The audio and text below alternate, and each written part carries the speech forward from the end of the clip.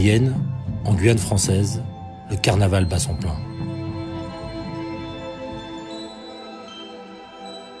Pourtant, à quelques centaines de kilomètres, c'est un tout autre spectacle.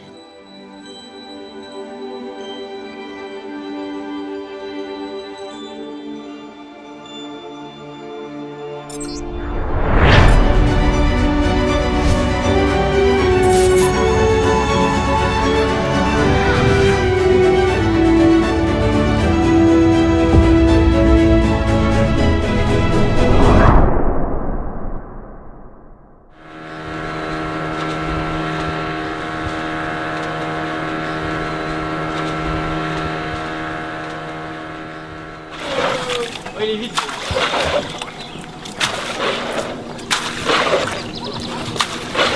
On va changer là, tu vas déplacer la pirogue. Voilà. Ça y est, avance un peu plus là. À plus de 7000 km de la métropole, une section du 9e RIMA part faire une profonde en forêt. C'est-à-dire passer jusqu'à plusieurs jours en plein cœur de la forêt équatoriale pour déloger les orpailleurs illégaux.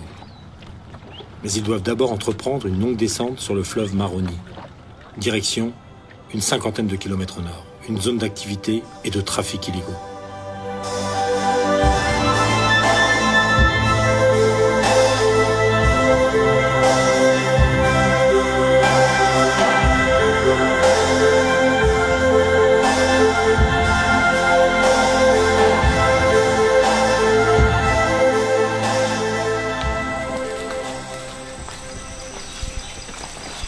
Plus la section s'enfonce dans la forêt, plus la discrétion est de mise.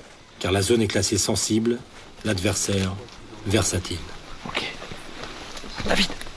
Ce jour-là, en à peine une heure, un des pisteurs est alerté par un contrebas suspect. Ok, tu vas avancer un peu en mesure de me renseigner un peu sur ce découvert sur le placeur. D'accord, de manière à avoir des vues. Et tu me rends compte dès que tu es sur place. Vas-y. Plus de doute pour les militaires.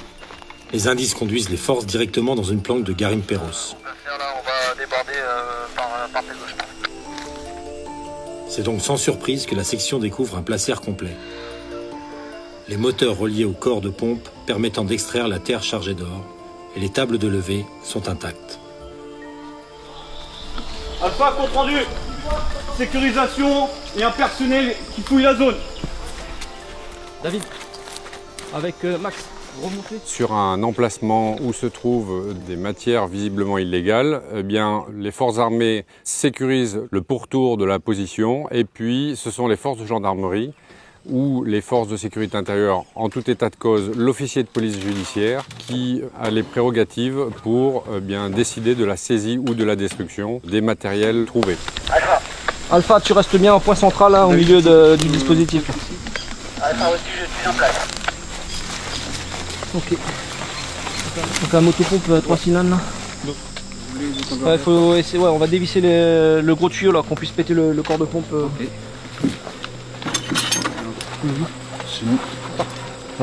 C'est ce que j'avais commencé à faire, mais on coupe un peu. Mais la fouille ne s'arrête pas là. Le pisteur sait d'expérience que non loin du placère doit se dissimuler un autre type de cache. Cache tout, il y en a pour quoi. On peut voir qu'il y a des traces de passage ici, là, notamment avec des traces tout fraîches, des traces de pas ici, dans cette direction.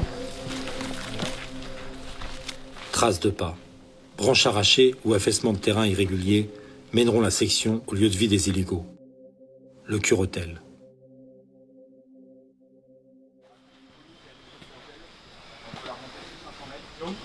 Nous on va commencer à faire l'inventaire à ce niveau-là.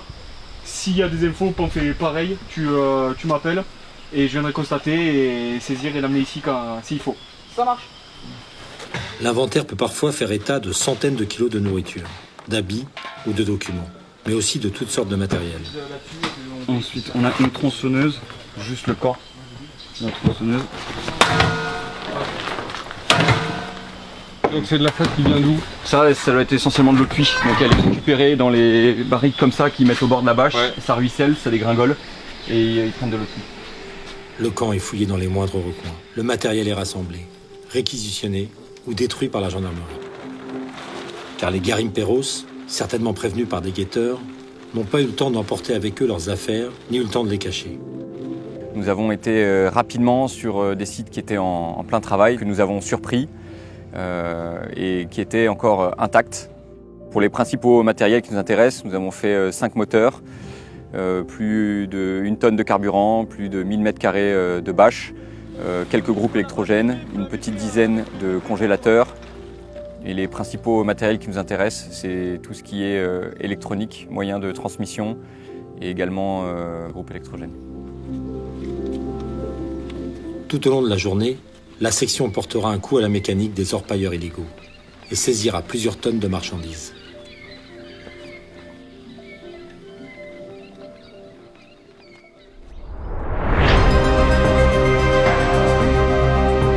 Visibilité 5 km avec de la brume. Rappelez à Marie-Passoire sur 47 pour la soutien.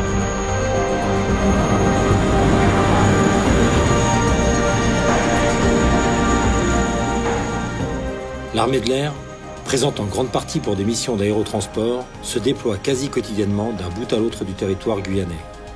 Ces aéronefs, composés actuellement de 3 avions CASA, 2 C-135, ainsi que 4 hélicoptères Fennec et 5 Puma, transportent du personnel et jusqu'à plusieurs tonnes de matériel.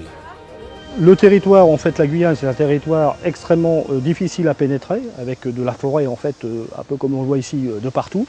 Les moyens le plus efficaces pour atteindre à la fois la partie logistique et atteindre la forêt profonde et déposer les sticks, en fait, qui pourront attaquer les placeurs, en fait, des guérines Perros, ça se fait par HM, hélicoptère de manœuvre, hélicoptère, ou la logistique par CASA. L'arme aérienne est essentielle, en fait, pour lutter efficacement contre cet orpaillage illégal. Ok, pour le briefing, c'est une arrivée avec une reversal, ouverture à droite et on referme main gauche pour la 07. Un enjeu majeur pour les aviateurs, dans un environnement parfois aussi inhospitalier qu'aléatoire. La principale difficulté pour un pilote d'avion en mission orpi, eh bien, c'est la météo, assez compliquée et assez changeante. En 1 heure, la météo peut vraiment changer de manière assez imprévisible, donc on est confronté à une adaptation permanente.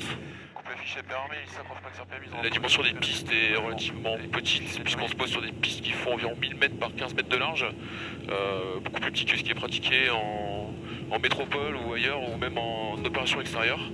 Ok, t'as visuel. Atterrissage dans 20 secondes pour la saute.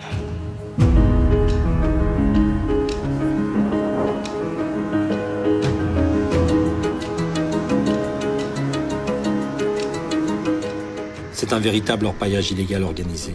Ça arrive en face. Les pilleurs redoublent d'ingéniosité pour élaborer leur logistique d'approvisionnement.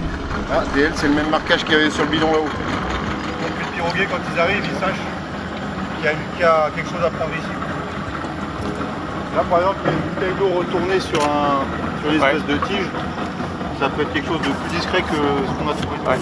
Ouais, c'est clair. Des ruses, toujours plus inventives, ayant pour simple but de détourner l'attention des forces armées. La planche qu'on a trouvée, Elle n'était pas la dernière fois. en fait, ils mettent des coups de masse dedans et puis... Et après, ils peuvent tout simplement la récupérer. Ils rebouchent très facilement. En forêt, pour se déplacer facilement, on se déplace par les fleuves.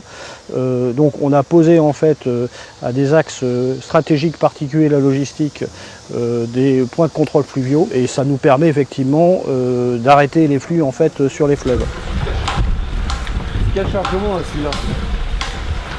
Ouais, 17. T'as la facture JP?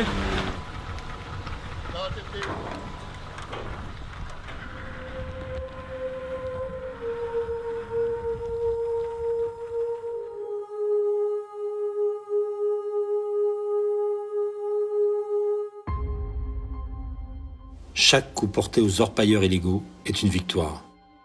L'armée de terre, 9e RIMA et 3e REI, mais aussi aviateurs et forces de sécurité intérieure, restent engagés. Ah, comme ça en plein air là. C'est ça le plaisir de la Guyane. C'est ça aussi la mission RP.